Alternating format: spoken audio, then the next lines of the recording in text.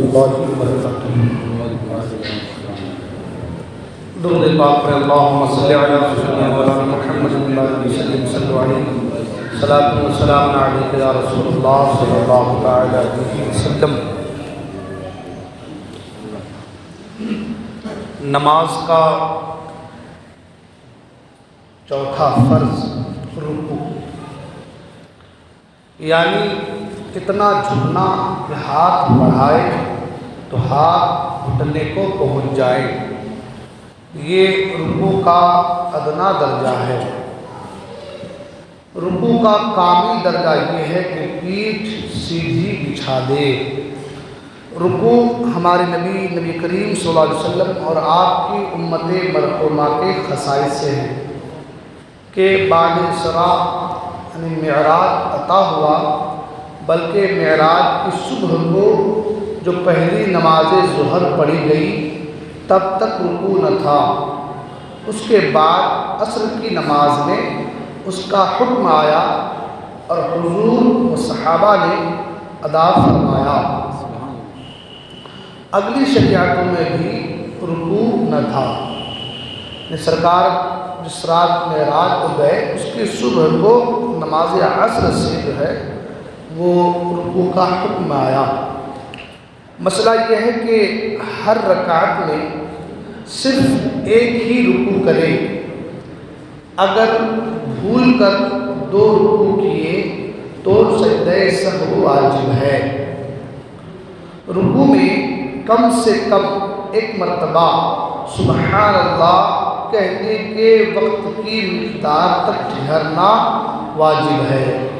رکوع میں کم سے کم ایک مرتبہ سبحان اللہ کہنے کے وقت کی مقدار تک ٹھہرنا واجب ہے۔ رکوع میں 3 مرتبہ سبحان ربی العظیم کہنا سنت ہے، اور 3 مرتبہ سے کم کہنے میں سنت ادا نہ ہوگی، اور 5 مرتبہ کہنا مستحب ہے۔ تو رکوع میں سبحان ربی العظیم جو ہے اس کو 5 بار کہی جائے تاکہ مستحب پر عمل ہو جائے، اور ساتھ ہی ساتھ آسانی کے ساتھ ہماری نمازیں ادا بھی ہوں۔ مسئلہ یہ کہ رکوع میں سبحان ربی العظیم کہتے وقت عظیم کی غا کو خوب احتیاط سے ادا کرے۔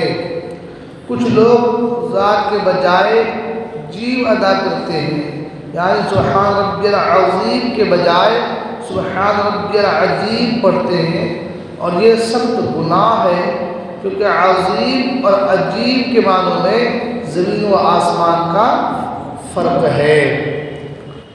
اس فرق کو اس طریقے سمجھیں کہ سبحان ربی العظیم معنی ہوتا پاک ہے میرا رب جو بزرگ عظمت والا ہے ذات سے، اور سبحان ربی العظیم کے معنی بڑا بزرگ، عظیم معنی بڑا بزرگ، کلا عظمت والا وغیرہ ہوتے ہیں، اور عجیب کے معنی گونگا کے ہوتے ہیں۔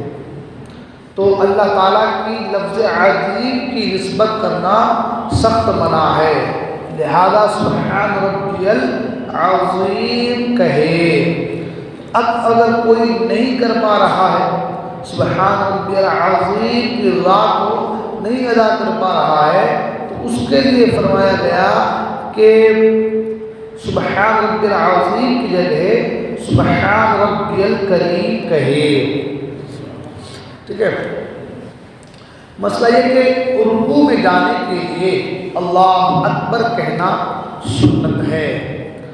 مردوں کے لیے سنت ہے کہ رکوع میں گھٹنوں کو ہاتھ سے پکڑیں اور ہاتھ کی انگلیاں خوب کھلی رہیں، ہاتھ کی انگلیاں خوب کھلی رہیں۔ اور عورتوں کے لیے سنت ہے کہ رکوع میں گھٹنوں کی طرف سے نہ پکڑیں، بلکہ گھٹنوں پر ہاتھ رکھیں اور ہاتھ کی انگلیاں کشادہ نہ کریں۔ تو حضرت محترم یہ کچھ مسائل تھے رکوع کے حوالے سے، انشاءاللہ الرحمن آج بھی مسائل بیان کیے جائیں گے۔ اللہ تبارک و تعالیٰ کے بارے میں دعا ہے اللہ کے بعد زبان کو کہنے سننے کی توفیق عطا فرمائے۔ سامعین حاضرین السلام علیکم ورحمۃ اللہ تعالیٰ وبرکاتہ۔ درود پاک پر اللہم صلی علی سیدنا مولانا محمد المعظم الجود والکرم وآلہ بارک وسلم صلی علیہ الصلاۃ والسلام علیہ یا رسول اللہ صلی اللہ علیہ وسلم۔ نماز کا چوتھا فرض یعنی رکوع کے حوالے سے گفتگو چل رہی تھی۔ مسئلہ یہ ہے کہ مردوں کے لیے سنت ہے کہ رکوع میں گھٹنوں کو ہاتھ سے پکڑیں اور ہاتھ کی انگلیاں خوب کھلی رکھیں۔ عورتوں کے لیے سنت یہ ہے کہ رکوع میں گھٹنوں کو ہاتھ سے نہ پکڑیں بلکہ گھٹنوں پر ہاتھ رکھیں اور ہاتھ کی انگلیاں کشادہ نہ کریں، یعنی انگلیوں کو ملا کے رکھیں۔ یہ عورتوں کے لیے ہے۔ مردوں کے لیے سنت ہے کہ حالت رکوع میں ٹانگیں سیدھی رکھیں۔ اکثر لوگ رکوع میں ٹانگیں کمان کی طرح ٹیڑھی کر دیتے ہیں، یہ مکروہ ہے۔ بہت سے لوگ گھٹنوں کو ٹیڑھا کر دیتے ہیں، سیدھے کرنے میں تکلیف ہوتی ہے، تو اگر آپ اس کو دھیرے دھیرے پریکٹس کریں گے، یعنی دھیرے دھیرے آپ اس کو جب اپنے عمل میں لائیں گے تو انشاءاللہ الرحمن پھر معاملہ خود بخود حل ہوتا نظر آئے گا۔ لیکن سنت یہی ہے کہ ٹانگوں کو بالکل سیدھی رکھا جائے، پیٹھ بھی بالکل سیدھی رہے، یہ رکوع کا صحیح طریقہ ہے۔ مردوں کے لیے سنت ہے کہ رکوع میں پیٹھ خوب بچھی ہوئی رکھیں، یہاں تک کہ اگر پانی کا پیالہ پیٹھ پر رکھ دیا جائے تو ٹھہر جائے، پیٹھ بالکل اس طریقے سے سیدھی ہو کہ پانی کا پیالہ اگر پیٹھ پر رکھا جائے تو گرے نہیں بلکہ بالکل وہاں پہ رک جائے۔ حدیث پاک میں ابو داؤد، ترمذی، نسائی، ابن ماجہ اور دارمی نے حضرت ابو مسعود رضی اللہ تعالیٰ عنہ سے روایت کی کہ حضور اقدس صلی اللہ علیہ وسلم فرماتے ہیں اس شخص کی نماز ناکافی ہے، یعنی کامل نہیں، جو رکوع و سجود میں پیٹھ سیدھی نہ کرے۔ اس شخص کی نماز کامل نہیں جو رکوع سجود میں پیٹھ سیدھی نہ کرے۔ تو جب بھی آپ رکوع کریں، سجدہ کریں تو بالکل پیٹھ سیدھے کریں، بچھا دیں رکوع میں۔ مردوں کے لیے سنت ہے کہ رکوع میں سر نہ جھکائے اور نہ اونچا رکھے بلکہ پیٹھ کے برابر ہو۔ بہت سے لوگ رکوع میں کیا کرتے ہیں، سر کو بالکل جھکا دیتے ہیں بالکل، اور بہت سے لوگ سر کو ایسے اٹھا دیتے ہیں۔ تو نہ سر کو بالکل جھکانا ہے رکوع میں اور نہ ہی سر کو بالکل اٹھانا ہے، بالکل پیٹھ کے لیول میں سر کو رکھنا ہے، پیٹھ کے برابر میں سر کو رکھنا ہے۔ عورت کے لیے سنت ہے کہ رکوع میں تھوڑا جھکے، یعنی صرف اتنا جھکے کہ ہاتھ گھٹنوں تک پہنچ جائیں اور پیٹھ بھی سیدھی نہ کرے اور گھٹنوں پر زور نہ دے بلکہ محض ہاتھ رکھ دے اور ہاتھوں کی انگلیاں ملی ہوئی رکھے، پاؤں بھی جھکے ہوئے رکھے۔ یعنی رکوع میں جو باتیں مردوں کے لیے سنت بتائی گئی تھی جھکنے کے حوالے سے، یعنی پیٹھ کو سیدھی رکھنے کے حوالے سے اور پاؤں کو سیدھا رکھنے کے حوالے سے، وہ باتیں عورتوں میں ایسی ہیں اس کے اپوزٹ میں، یعنی بالکل پیٹھ زیادہ سیدھی نہ کریں، پاؤں کو جو ہے سیدھی نہ کریں، یہ عورتوں کے لیے ہے۔ رکوع سے اٹھتے وقت ہاتھ نہ باندھنا بلکہ لٹکے ہوئے چھوڑ دینا سنت ہے۔ رکوع سے اٹھتے وقت امام کا سمع اللہ لمن حمدہ کہنا اور مقتدی کا اللہم ربنا ولک الحمد کہنا، اور منفرد یعنی اکیلا پڑھنے والے کے لیے دونوں کہنا سنت ہے۔ جو اکیلا پڑھ رہا ہے وسمع اللہ لمن حمدہ اور اللہم ربنا ولک الحمد دونوں کہے، کہ منفرد کے لیے، اکیلا پڑھنے والوں کے لیے دونوں کا کہنا سنت ہے۔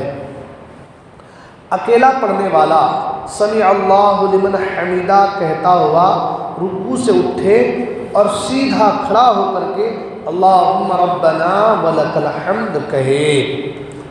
سمع اللہ لمن حمدہ کی ہا کو ساکن پڑھے، اس پر حرکت ظاہر نہ کرے اور دال کو بھی کھینچ کر نہ بڑھائے، اس طرح پڑھنا سنت ہے۔ یعنی سمع اللہ لمن حمدہ نہیں کہنا ہے بلکہ حمیدہ کہنا ہے، جو آخر میں ہا ہے اس ہا کو ساکن پڑھنا ہے، اور دال کو بھی کھینچنا نہیں ہے، یعنی سمع اللہ لمن حمیدہ ایسا نہیں کہنا ہے، بلکہ حمیدہ کہنا ہے۔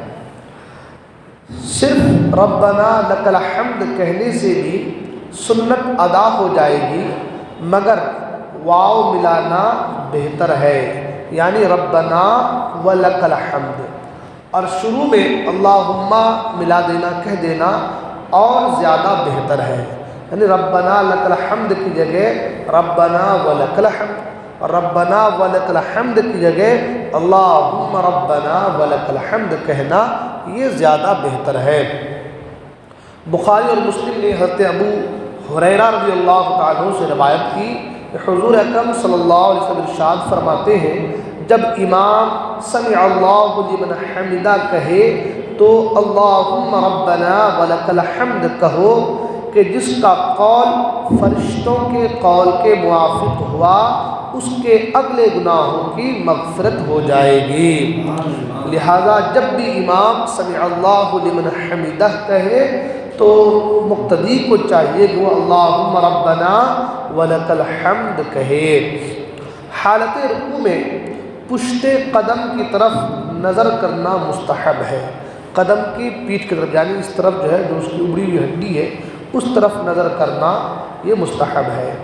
امام نے رکوع سے کھڑے ہوتے وقت بھول کر سمع اللہ لمن حمیدہ کی جگہ اللہ اکبر کہا تو نماز ہو جائے گی، سجدہ سہو کی اصلاً حاجت نہیں۔ انشاءاللہ الرحمن آئے کے مسائل پھر بیان کیے جائیں گے۔ اللہ تبارک و تعالیٰ کی بارگاہ میں دعا ہے، اللہ تبارک و تعالیٰ ہم تمام